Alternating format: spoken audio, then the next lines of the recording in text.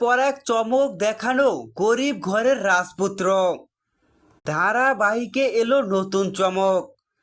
দর্শক মহলে চমকে শীর্ষে রয়েছে ধারাবাহিকটি।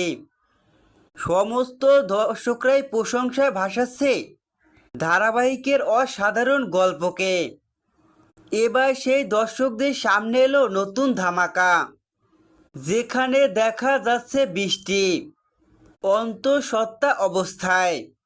সেখানেই বৃষ্টির পেটে সন্তানকে আদর করছে অনিক।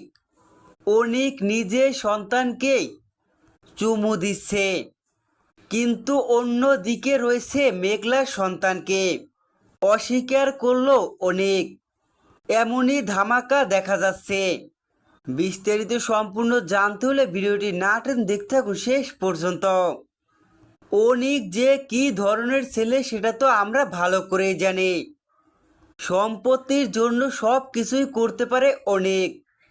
অনিক যে সম্পত্তির পাগল সেটা তো সবাই ভালো করেই জানে। নয়তো মেঘলার মতো মেয়েকে অস্বীকার করে বস্তিতে ফেলে রেখে ধনির দুলালি বৃষ্টিকে যে সম্পত্তির জন্যই বিয়ে করেছে অনিক। এমনকি অনিক তো মেঘলাকে জানিয়ে দিয়েছে তাকে ডিভোর্স দিবে। মেঘলার সাথে কোনো সম্পর্কই রাখবে না অনিক। কেননা মেঘলা যে নাইট ক্লাবে গিয়ে ধনীদের সাথে রোম্যান্স করছে, এই সন্দেহের বশেই অনিক মেঘলাকে ডিভোর্স দেওয়ার সিদ্ধান্ত নেয়। মেঘলার সাথে সমস্ত সম্পর্কই ছিন্ন করে অনিক। আর এর ভিতরই মা হয় মেঘলা।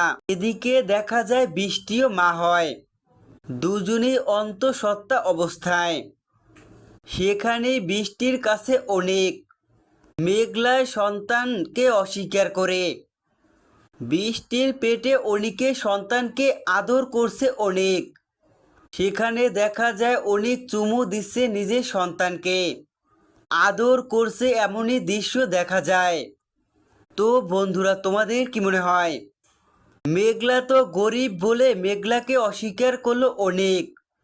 আসলে যখন অনিক জানতে পারবে যে মেঘলা সবার চাইতে কোটিপতি, সালিমা বিল্ডার্সের মালিক মেঘলা, হাজার কোটি টাকার মালিক যে মেঘলা, এটা জানতে পারার পরে কি অনিক মেঘলার কাছেই ফিরবে? তোমাদের কি মনে হয়? কমেন্ট করে অবশ্যই জানাও।